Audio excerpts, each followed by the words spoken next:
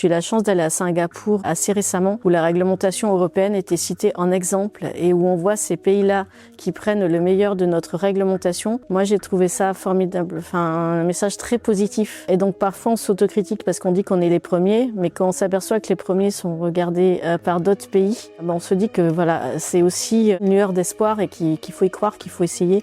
Et forcément, en étant les premiers, on fait des erreurs, mais on peut en inspirer d'autres. Le monde régulé est un monde particulier. Souvent, les fondateurs arrivent et ils perçoivent pas ça dès le départ. Ils ont envie de répondre aux besoins d'un client. Et puis après, ils se prennent la vague de la réglementation et ils se demandent pourquoi ils sont dans ce secteur-là. Alors certains restent, d'autres part. Faites-vous accompagner. Honnêtement, il y a plein de possibilités et la preuve, encore une fois, c'est que je pense que le nombre de fintech en France est assez impressionnant. Donc faites-vous accompagner, c'est tout à fait possible. C'est juste que là aussi, si on le prend dès le départ, ou en tout cas très en amont, c'est beaucoup plus simple que si on le réalise après plusieurs années. Mais c'est possible et il y a un très bon écosystème en France.